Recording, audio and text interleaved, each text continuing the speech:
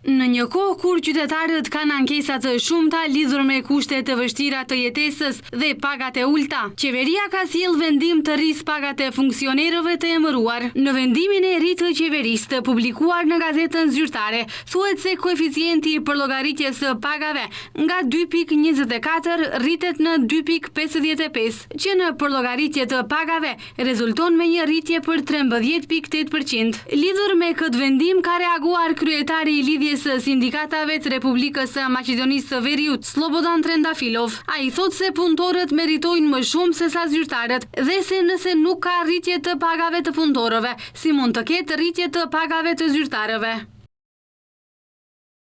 Nëse rritja prej 12.6% të pagave të punësuarve që u takon atyre në përputhje me marrëveshjen e përgjithshme kolektive për sektorin publik, si dhe nevoja për të rritur pagën minimale në 500 euro dhe një rritje prej 100 eurosh në paga tjera do të rriste inflacionin, atëherë rritje prej 13.8% të pagave për një zyrtar sigurisht që ndikon edhe në inflacion, por duket se e ul atë, nuk ka shpjegim tjetër.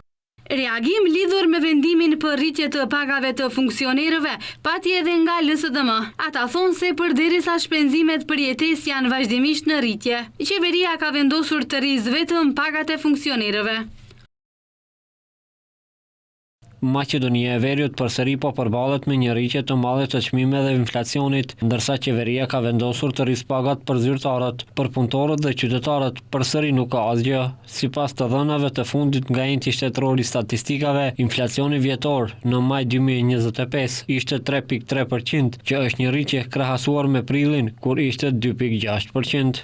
Sipas vendimit të publikuar në gazetën zyrtare, pagat e zyrtarëve qeveritar do të rriten për 13.8%. Koeficienti për llogaritjen e pagave të tyre do të rritet nga 2.24 në 2.55%, që do të thotë se paga e tyre mujore do të rritet nga 92.375 denar në 105.159 denar, që nënkupton se ata do të marrin 12.784 denar shtesë, duke filluar nga 1 qershori 2025. Ndërkohë, sipas të dhënave të fundit të entit shtetëror të statistikave, kostoja e jetesës në muajin maj në krahasim me muajin prill është rritur për 1.5%. Sipas tyre, kjo rritje është shkaktuar kryesisht nga rritja e çmimeve të ushqimeve dhe pijeve jo alkoolike, të cilat shënuan rritje për 4.1%.